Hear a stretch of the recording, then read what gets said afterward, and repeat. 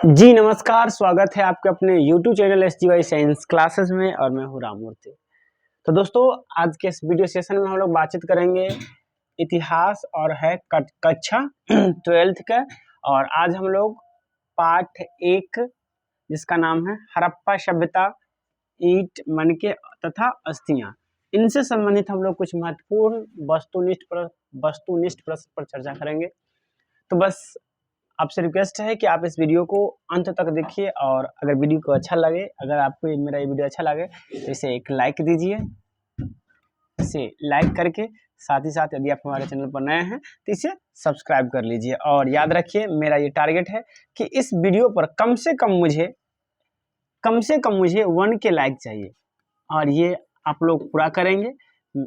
हम आशा करते हैं कि ये लाइक आप लोग जरूर पूरा करेंगे और चैनल पर नए होंगे तो आप सब्सक्राइब जरूर करेंगे, क्योंकि मुझे पता है आपको मेरा ये वीडियो बहुत अच्छा लगने वाला है। क्योंकि देखिए इसमें बहुत ही इंपॉर्टेंट प्रश्न सब आपके लिए लेके आए हैं। जैसे कि सबसे पहला प्रश्न देखिए,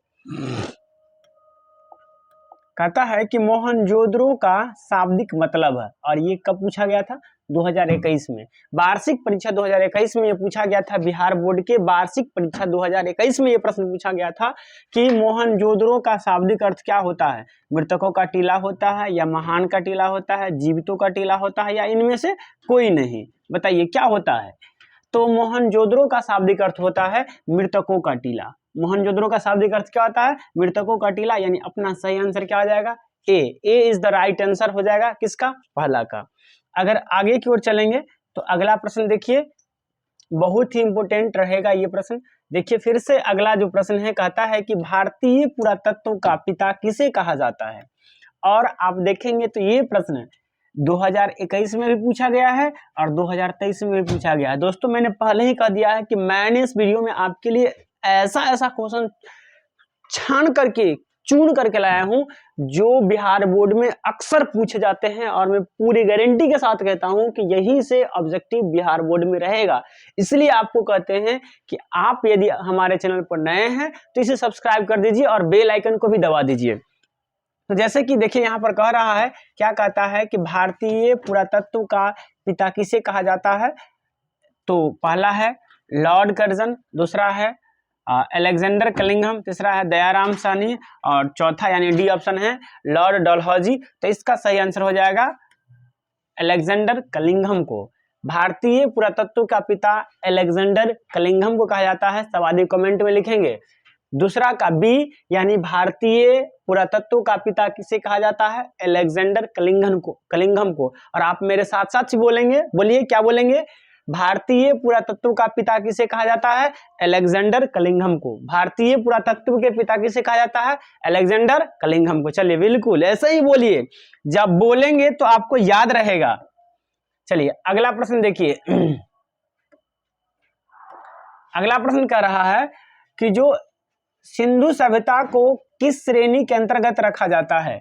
ऐतिहासिक श्रेणी, आद्य ऐतिहासिक श्रेणी, पूरा ऐतिहासिक काल, या इनमें से कोई नहीं? ऐतिहासिक काल, आद्य ऐतिहासिक काल, पूरा ऐतिहासिक काल, या इनमें से कोई नहीं? तो सिंधु सभ्यता जो है, अगर इसके बारे में बात करें तो सिंधु सभ्यता जो है ये आद्य ऐतिहासिक काल की सभ्यता है। कैसी सभ्यता है ये? आद्य ऐतिहासिक काल की सभ्यता है। आद्य ऐतिहासिक काल की सभ्यता है। अब आप कहेंगे आद्य ऐतिहासिक काल किसे कहते हैं? तो कहेंगे वैसा काल जिसके लिखित साक्ष्य तो मिले हैं लेकिन उन्हें पढ़ा नहीं गया है। मतलब इतिहास का वह काल जिसमें लिखा तो गया लेकिन पढ़ा नहीं गया, उससे आद्य ऐतिहासिक काल कहते हैं। और एक और बात, इसे कांस्य युग की सभ्यता भी कहते हैं। किसको? सिंधु घाटी सभ्यता को कांस्य युग की सभ्यता भी कहते हैं। कांस्य युग की सभ्यता भी कहते हैं। ये सभ्यता किस सभ्यता के समकालीन है? तो ये सभ्यता मेसोपोटामिया की सभ्यता के समकालीन है। मेसोपोटामिया दोस्तों ये अपने आप में बहुत वीवीआई प्रश्न बनता है। मेसोपोटामिया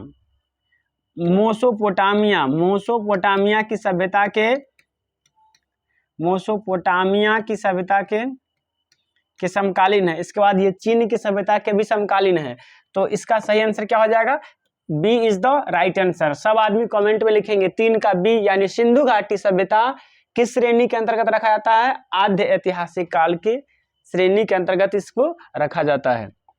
आगे की ओर चलेंगे और देखिए ये प्रश्न, देखिए इतने इंपॉर्टेंट प्रश्न हैं।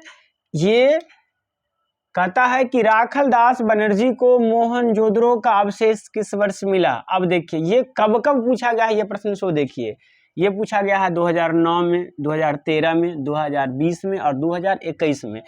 ऑप्शन ए में है 1920 में, ऑप्शन बी में है 1921 में, ऑप्शन सी में है 1922 में और ऑप्शन डी में है 1923 में। आप इसका जवाब दीजिए, बताइए राखल दास बनर्जी को मोहनजोदड़ो का अवशेष कब मिल जाता था? जल्दी बताइए, बताइए जल्दी, सब आदमी कमेंट कीजिए, क्या कब मिला था? वेरी गुड, 1922 में। राखल दास बनर्जी को मोहनजोदड़ो का अवशेष कब मिला था? 1922 में, यानी सी इज द राइट आंसर। और देखिए ये इतने मोस्ट इंपोर्टेंट है, इसे MVVI बनाइए, अपने कॉपी पर लिखिए, इसको अपने कॉपी पर लिखिए। राखल दास बनर्जी को मोहनजोदड़ो का अवशेष कब मिला था? 1922 में। सब आदमी एरो मार के लिखिए, सब लिखेंगे, जितने भी वीडियो देख रहे हैं सब लोग लिखेंगे। क्या लिखेंगे भाई? तो कहेंगे राखल दास बनर्जी को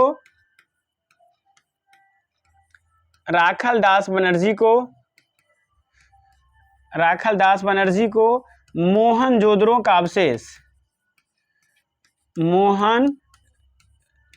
का अवशेष कब मिला था? बोलिए।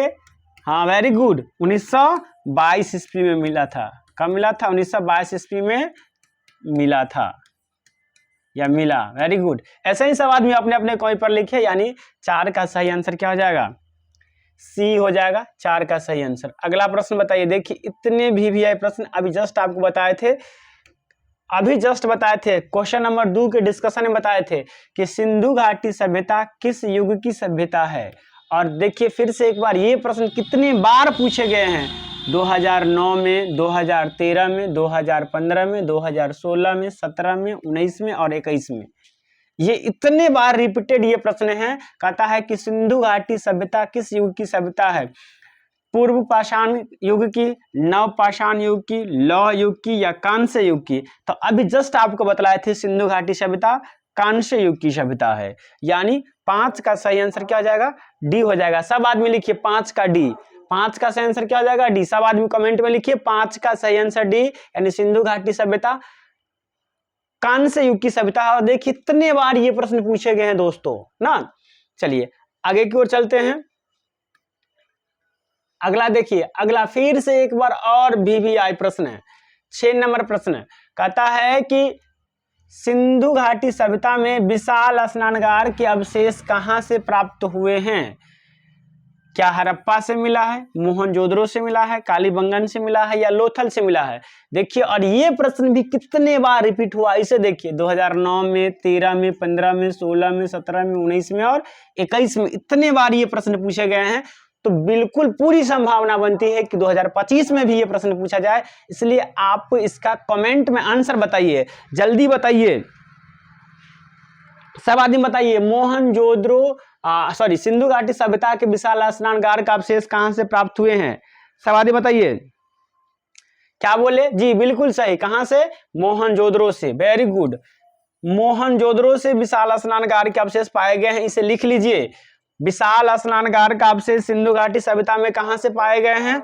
मोहनजोदड़ो से। कहां से पाए गए हैं? मोहनजोदड़ो से। देखिए बिल्कुल वही बात। अगला प्रश्न कहता है कि हड़प्पा सभ्यता का सबसे बड़ा नगर कौन सा था? हड़प्पा सभ्यता का सबसे बड़ा नगर कौन सा था? क्या मोहनजोदड़ो था, कालीबंगन था, लोथल था या रंगपुर था? और ये प्रश्न में VVI 10 में, 2014 में, 2002 प्रिंट हो गया और 2020 में। ये 3 बार रिपीटेड ये प्रश्न है। बताइए, आप इसका आंसर बताएंगे कि हड़प्पा सभ्यता का सबसे बड़ा नगर कौन सा था? क्या मोहनजोदड़ो था, क्या कालीबंगन था, क्या लोथल था या रंगपुर था? सब आदमी कमेंट करके बताइए, हड़प्पा सभ्यता का सबसे बड़ा नगर कौन सा था? जी बिल्कुल सही जवाब, हड़प्पा सभ्यता का सबसे बड़ा नगर था मोहनजोदड़ो। हड़प्पा सभ्यता का सबसे बड़ा नगर क्या था? मोहनजोदड़ो था। बिल्कुल बिल्कुल, सब आदमी ऐसे ही कमेंट में लिखते रहिए। चलिए अब बताइए, देखिए बहुत VVI प्रश्न कहता है कि सिंधु घाटी निवासियों को किस धातु का ज्ञान नहीं था? क्या सोना का ज्ञान नहीं था, चांदी का ज्ञान नहीं था, लोहा का ज्ञान नहीं था या तांबा का ज्ञान नहीं था? और ये भी प्रश्न 14 में, 19 में और 21 में पूछा गया है। तो आपको ये तो पूछा गया है कि किस धातु का ज्ञान नहीं था, तो इसका जो आंसर हो जाएगा वो हो जाएगा क्या, सी। अब आपसे पूछ सकता है किस धातु का ज्ञान था, तो इसके लिए याद रखेंगे सोचता सीटी। क्या याद रखेंगे? सोचता सीटी, इस बात को याद रखेंगे। अब सो से क्या होता है, तो सोना, ये सोना के बारे में जानते थे। चौ से होता है चांदी के बारे में जानते थे। तौ से होता है तांबा के बारे में जानते थे। सी से होता है सीसा के बारे में जानते थे। और टी से होता है टीना के बारे में जानते थे। तब आपसे पूछा है किसके बारे में नहीं जानते थे, तो देखिए इसमें सोना भी है ना, चांदी भी है, तांबा भी है, लेकिन क्या इसमें लोहा है? नहीं है, इसलिए लोहा का ज्ञान नहीं था। सिंधु वासियों को लोहा का ज्ञान नहीं था। किन किन धातु का ज्ञान था, तो इसके लिए ट्रिक है सोचता सीटी। क्या ट्रिक है? सोचता सीटी। सो से सोना, चौ से चांदी, ता से तांबा, सी से सीसा, टी से टीना। Very good. चलिए आगे की तरफ चलते हैं और आप जवाब देंगे 9 नंबर प्रश्न का, बताएंगे कि कालीबंगन स्थित है। कालीबंगन कहाँ स्थित है? क्या सिंध में है, पंजाब में है, राजस्थान में है या बंगाल में है? जल्दी बताइए, कालीबंगन कहाँ स्थित है? आप बताइए कालीबंगन कहाँ स्थित है? क्या सिंध में है, पंजाब में है, राजस्थान में है या बंगाल में है? कहाँ है कालीबंगन? वेरी गुड, बिल्कुल सही जवाब। कालीबंगन राजस्थान में है। कहाँ है कालीबंगन? राजस्थान में है। और देखिए ये भी बहुत वीवीआई है अपने आप में, ये बहुत मोस्ट इंपोर्टेंट प्रश्न बन जाता है। कितने बार पूछे गए हैं, इवन यहाँ तक 15, 21 और 23 में पूछे गए हैं। इसका मतलब 24 के लिए तो वीवीआई बनता ही बनता है। समझ रहे हैं? यानी कालीबंगन कहाँ स्थित है? राजस्थान में। Very good. आप लोग कमेंट करके बतलाएंगे हड़प्पा कहाँ स्थित है। हड़प्पा कहाँ, आ ही गया, लेकिन स्थान का नाम बताइए। हड़प्पा कहाँ स्थित है? हड़प्पा, यहां तो पूछा गया है कि हड़प्पा किस नदी के किनारे स्थित है। हड़प्पा किस नदी के किनारे स्थित है? और देखिए मैंने जितने भी प्रश्न लाया है सब बिल्कुल रिपीटेड प्रश्न है। कब कब पूछा गया? 2016 में, 2018 में, 2020 में, 2021 में, तो 25 में भी बहुत संभावना बनता है। हड़प्पा कहाँ स्थित है? क्या सिंधु नदी के तट पर है? क्या ब्यास नदी के तट पर है? क्या सतलज नदी के तट पर है? क्या रावी नदी के तट पर है? बताइए हड़प्पा कहाँ स्थित है? हड़प्पा कहाँ स्थित है? बिल्कुल, वेरी गुड, बहुत अच्छा। हड़प्पा रावी नदी के तट पर स्थित है। कहाँ है हड़प्पा? रावी नदी के तट पर स्थित है। हड़प्पा कहाँ स्थित है? रावी नदी के तट पर। Very good. हड़प्पा कहाँ स्थित है? रावी नदी के तट पर। बोलिए मेरे साथ, हड़प्पा कहाँ स्थित है? रावी नदी के तट पर। हड़प्पा कहाँ है? रावी नदी के तट पर। Very good. चलिए आगे की ओर चलते हैं। अब देखिए फिर से एक बार फिर से प्रश्न शायद रिपीट हो गया। कहता है कि लोथल स्थित है, गुजरात में है, पश्चिम बंगाल में है, राजस्थान में या बंगाल में है? गुजरात कहाँ है? लोथल कहाँ है? बताइए। लोथल, इससे पहले कालीबंगा था ना। अब बताइए लोथल कहाँ है? लोथल कहाँ स्थित है? और ये प्रश्न 2023 में ही पूछा गया है, याद रखेंगे। लोथल कहाँ स्थित है? क्या गुजरात में है, पश्चिम बंगाल में है, राजस्थान में है या पंजाब बंगाल में है? तो गुजरात कहाँ है? लोथल गुजरात में। लोथल कहाँ स्थित है? गुजरात में स्थित है लोथल। लोथल कहाँ स्थित है? गुजरात में। वेरी गुड, लोथल गुजरात में स्थित है। यानी 11 का सही आंसर क्या हो जाएगा? ए हो जाएगा 11 का सही आंसर। आगे की ओर चलते हैं और आप बताएंगे कि सिंधु घाटी सभ्यता में, ये 12 नंबर प्रश्न बताएंगे आप लोग कि सिंधु घाटी सभ्यता में हल का प्रमाण कहाँ से मिला है? क्या हड़प्पा से मिला है, मोहनजोदड़ो से मिला है, रोपड़ से मिला है या कालीबंगा से मिला है? बताइए हल का प्रमाण कहाँ से मिला है? सिंधु घाटी सभ्यता में हल का प्रमाण कहाँ से मिला है? इस पर प्रश्न भी आ सकता है। घोड़ों की हड्डी कहाँ से मिला है? ये भी प्रश्न आएगा, आगे पूछा भी गया है 2023 में, आपको अभी दिखाएंगे। तो सिंधु घाटी सभ्यता में हल का प्रमाण कहाँ से मिला है? कालीबंगन से। कहाँ से मिला है? कालीबंगन से। बने रहिए। ये प्रश्न भी पूछा गया है कि घोड़ों के हड्डियों का साक्ष्य कहाँ से मिला है, ये प्रश्न भी पूछा गया है। बने रहिए वीडियो में, ये प्रश्न भी आपको दिखलाएंगे कि कब पूछा गया है ना। तो हल का प्रमाण कहाँ से मिला है? कालीबंगा से। कहाँ से मिला है हल का प्रमाण?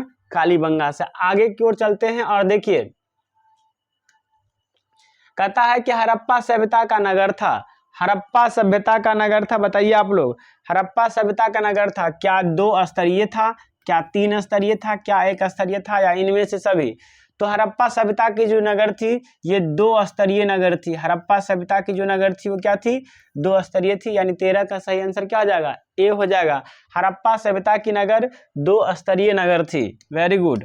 आगे की ओर चलते हैं और देखिए,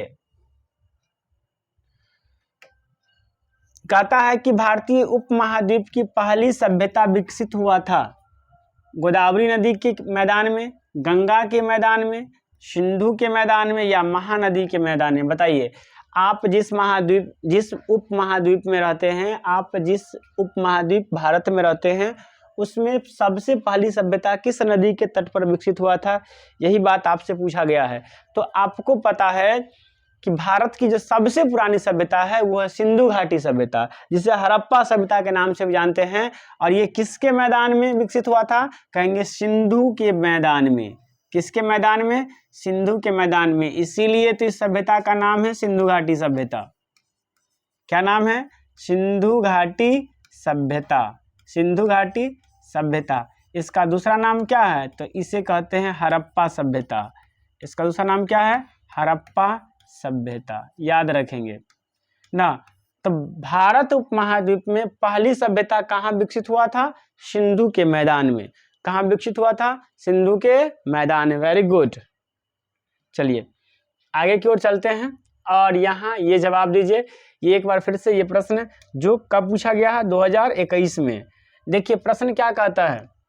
हड़प्पा की बस्तियों की खुदाई की सर जॉन मार्शल ने, सर विलियम जोन्स ने और मर्टिमर ने, या ए और बी दोनों ने, यानी सर जॉन मार्शल और सर विलियम जोन्स दोनों ने? बताइए किसने खुदाई किया था हड़प्पा सभ्यता की बस्तियों का?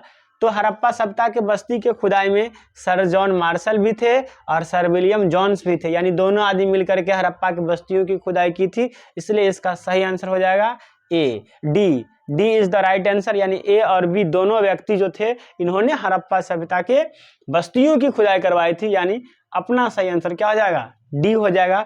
D is the right answer. आगे की ओर चलते हैं। चलिए आप देखिए ये बहुत अच्छा प्रश्न है। कहता है कि सिंधु घाटी सभ्यता की जुड़वा राजधानी थी। सिंधु घाटी सभ्यता की जुड़वा राजधानी थी। क्या मोहनजोदड़ो और चुनहोदरो था? हड़प्पा और लोथल थी। हड़प्पा और मोहनजोदड़ो थी। लोथल या और कालीबंगा थी। क्या थी इसके जुड़वा राजधानी? मोहनजोदड़ो। सिंधु घाटी सभ्यता की जुड़वा राजधानी किसे कहते हैं? तो सिंधु घाटी सभ्यता की जुड़वा राजधानी है हड़प्पा और मोहनजोदड़ो। सिंधु घाटी सभ्यता की जुड़वा राजधानी क्या है? हड़प्पा और मोहनजोदड़ो। सिंधु घाटी सभ्यता की जुड़वा राजधानी क्या है? हड़प्पा और मोहनजोदड़ो। Very good. आगे की ओर चलते हैं और देखिए एक बार फिर से ये प्रश्न कहता है कि हड़प्पा का उत्खनन किया था। हड़प्पा का उत्खनन किसने किया था? ये प्रश्न 2021 में पूछा गया है। क्या जॉन मार्शल ने किया था? क्या आर.डी. बनर्जी ने किया था? क्या दयाराम साहनी ने किया था? या एस.आर. राव ने किया था? बताइए।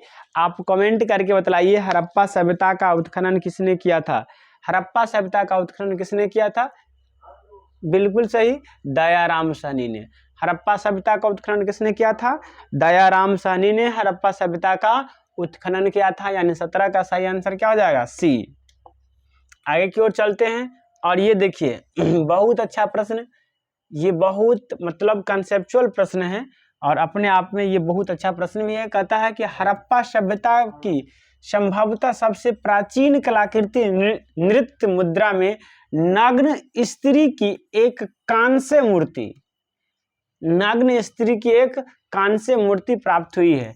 क्या मोहनजोदड़ो से प्राप्त हुई है? हड़प्पा से प्राप्त हुई है? धौलावीरा से प्राप्त हुई है? या सुतकोटदा से प्राप्त हुई? मतलब एक नृत्य करते हुई महिला का दृश्य मिला है, वो कहाँ से प्राप्त हुआ है? ये प्रश्न हमसे पूछा गया है।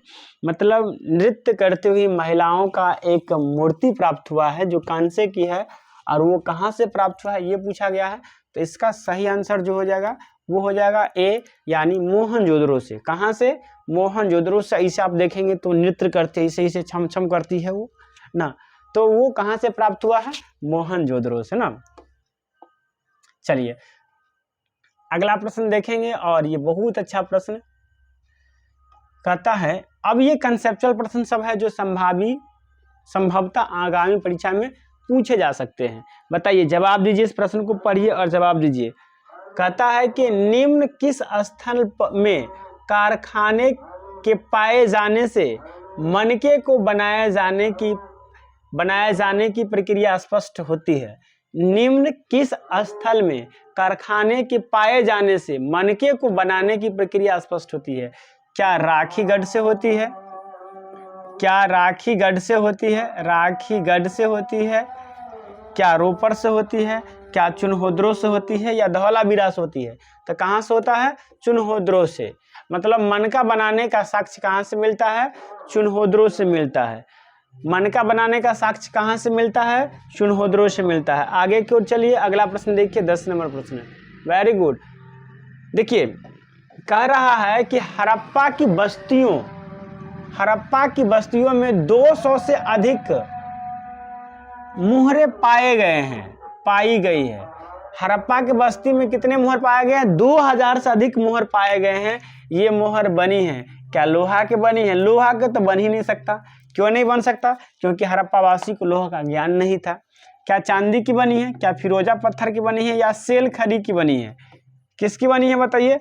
तो ये जो है ये सेल खरी की बनी है। याद रखेंगे, हड़प्पा सभ्यता के जो मुहर है वो किस पत्थर का बना हुआ है? सेल खरी पत्थर का बना हुआ है हड़प्पा सभ्यता का मुहर। आगे की ओर बढ़ते हैं। बताइए, अगला प्रश्न का जवाब दीजिए। कहता है कि निम्न किस स्थान पर खांचेदार खेत के प्रमाण मिले हैं? क्या बनवाली से मिले हैं, लोथल से मिले हैं, कालीबंगा से मिले हैं, या राखीगढ़ से मिले हैं? किस स्थान से खांचेदार खेत के साक्ष्य मिले हैं? बनवाली से, लोथल से, कालीबंगा से, या राखीगढ़ से? कहां से मिले हैं? तो दी बिल्कुल सही जवाब, ये मिले हैं कालीबंगा से। कहां से मिले हैं? कालीबंगा से ये मिले हैं। आगे की ओर बढ़ते हैं और चलिए बताइए, अगले प्रश्न की ओर चलते हैं और जवाब देंगे आप लोग कि हड़प्पा वासियों द्वारा कृषि फसल थी, यानी हड़प्पा वासी ने कौन कौन से फसल बोए थे? जौ, गेहूं, तिल, यब, मूंगफली, चावल, गेहूं, चावल, गन्ना, गेहूं, कपास, गन्ना, क्या बोए थे? तो ये सही आंसर हो जाएगा ए, यानी हड़प्पा वासी ने गेहूं, जौ और तिल की खेती किए थे। गेहूं, जौ और तिल की खेती हड़प्पा वासी किए थे। चलिए आगे की ओर बढ़ते हैं और अगला प्रश्न देखिए। कहता है कि हड़प्पा सभ्यता में पाई जाने वाली मुहरें आमतौर पर किस आकार की होती थी? क्या त्रिभुजाकार होती थी, गोलाकार होती थी, चौकोर होती थी, या इनमें से सभी?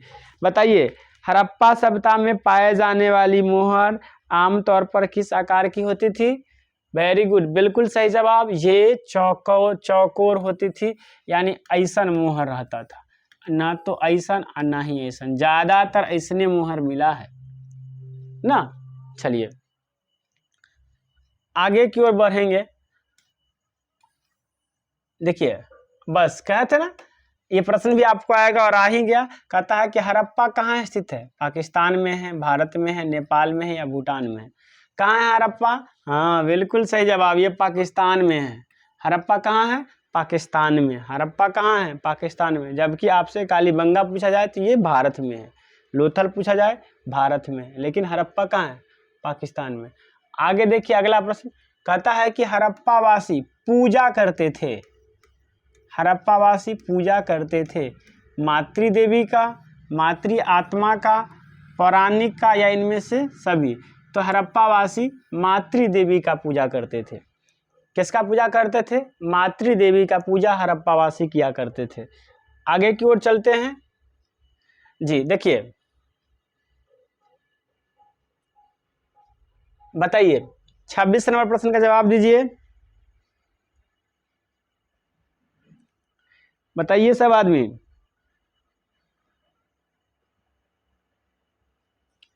हड़प्पा टाइल के उत्खनन हड़प्पा टाइल का उल्लेख सर्वप्रथम 1800 26 में किसने किया था? बताइए, जवाब दीजिए। ये आप पर हम छोड़ते हैं। हड़प्पा टाइल का वर्ण उल्लेख सर्वप्रथम किसने किया था? यहाँ पर टाइल नहीं, यहाँ पर टीले होनी चाहिए। मृतकों का टीला मोहनजोदड़ो कहते हैं ना। तो हड़प्पा टीलों का उल्लेख सर्वप्रथम किसने किया था? तो कहेंगे चार्ल्स मेसन ने। किसने किया था? चार्ल्स मेसन ने हड़प्पा टीले का उल्लेख सर्वप्रथम 1826 ईस्वी में किया था। आगे की ओर चलते हैं और देखिए, बताइए, कहता है कि मोहनजोदड़ो किस भाषा का शब्द है? बताइए, मोहनजोदड़ो किस भाषा का शब्द है? क्या ये हिंदी का है, क्या सिंधी का है, क्या उर्दू का है, या फारसी का है? तो मोहनजोदड़ो सिंधी भाषा का शब्द है। किस भाषा का शब्द है? सिंधी भाषा का शब्द है मोहनजोदड़ो। आगे की ओर बढ़ते हैं। आप इस प्रश्न का जवाब देंगे। 28 नंबर प्रश्न का उत्तर दीजिए।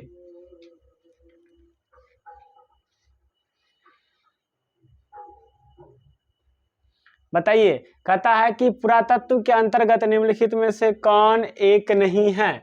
क्या साहित्य नहीं है, सिक्का नहीं है, अभिलेख नहीं है, या भग्नावशेष नहीं है? तो साहित्य नहीं। पुरातत्व मतलब होता है वैसे पुराने वस्तु जिसे खोद के निकाला जाता है, और साहित्य को खोद के नहीं निकाला जाता बल्कि साहित्य लिखा जाता है। इसलिए क्या नहीं होगा? साहित्य नहीं होगा। यानी सही आंसर क्या हो जाएगा? ए इज द राइट आंसर। सही आंसर ए हो जाएगा। आगे की ओर बढ़ते हैं। आप बताएंगे सबसे अच्छा प्रश्न। कहता है कि कोलकाता में एशियाटिक सोसाइटी का स्थापना की थी। ये कब पूछा गया था? 2021 में ये प्रश्न पूछा गया था कि कोलकाता में एशियाटिक सोसाइटी का स्थापना किसने किया था? जवाब देंगे सब आदमी। कोलकाता में किसने किया था? कलिंघम ने किया था, क्या फ्लीट ने किया था, क्या डीसी सरदार ने किया था, या विलियम जोन्स ने किया था? तो आप सबको पता होगा ये किसने किया था? विलियम जोन्स ने। किसने किया था? विलियम जोन्स में कोलकाता में एशियाटिक सोसाइटी का स्थापना विलियम जोन्स ने किया था। चलिए बताइए, कहता है कि लोथल किस नदी के किनारे स्थित है? सिंध नदी, ब्यास नदी, भोगवा नदी, या रावी नदी? तो रावी नदी के तट पर तो हड़प्पा है। रावी नदी के तट पर कौन है? हड़प्पा। तो ये तो होगा नहीं ना। क्या है? तो कहेंगे भोगवा होगा। याद रखेंगे। लोभी, हरा यानी हड़प्पा, लोभी यानी लोथल, भोगवा ना। लोथल नदी के तट पर कौन है? भोगवा। लोथल किस नदी के तट पर है? तो कहेंगे भोगवा नदी के तट पर। लोथल किस नदी के तट पर है? भोगवा नदी के तट पर लोथल है। Very good. आगे की ओर चलते हैं। चलिए आगे की ओर चलते हैं। जवाब देंगे इस प्रश्न का। बताइए, सिंधु सभ्यता में मोहर बने थे।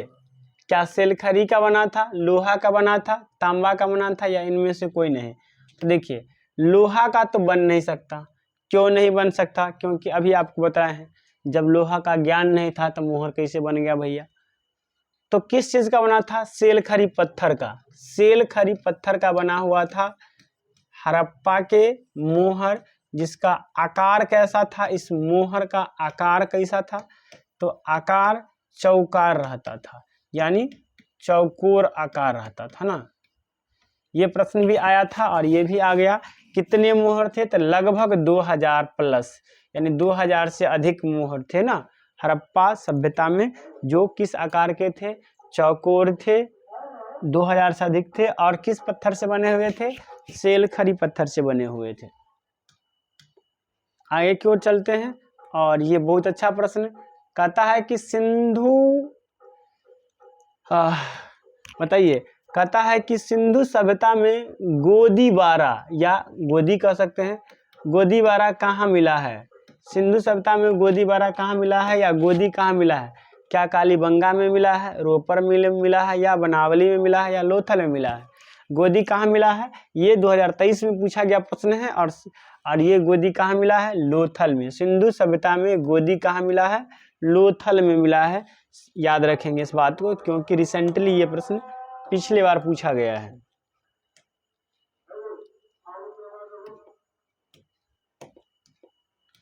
आगे की ओर चलिए। अब देखिए, कहे थे ना ये प्रश्न पूछा गया है और ये 2023 का प्रश्न है, ये याद रखेंगे ना। कहता है कि घोड़ों की हड्डी का साक्ष्य कहाँ से मिले हैं? लोथल से मिले हैं, कालीबंगा से मिले हैं, सुतकोटदा से मिले हैं, या इनमें से कोई नहीं? तो घोड़ों के हड्डी के साक्ष्य जो मिले हैं वो कहाँ से मिले हैं? सुतकोटदा से। कहाँ से मिले हैं? सुतकोटदा से मिले हैं ना। घोड़ों के हड्डी के साक्ष्य सुतकोटदा से मिले हैं। चलिए, तो दोस्तों कैसा लगा आपको हमारा ये वीडियो, कमेंट करके बताइएगा। अगर अच्छा लगा है तो प्लीज़ प्लीज़ प्लीज़ एक लाइक कीजिए, और मेरा टारगेट है कि कम से कम आप लोग इस पर 1K व्यूज और 1K लाइक पुराइए। आप इसे दोस्तों के साथ शेयर कीजिए, कम से कम आप 5 दोस्तों को शेयर कीजिए, और उन्हें भी कहिए कि आप 5 दोस्तों को शेयर कीजिए, क्योंकि बहुत मेहनत से पीपीटी बनाता हूँ, खुद से टाइप करता हूँ, कंटेंट को छांटता हूँ, तब आप तक आता हूँ।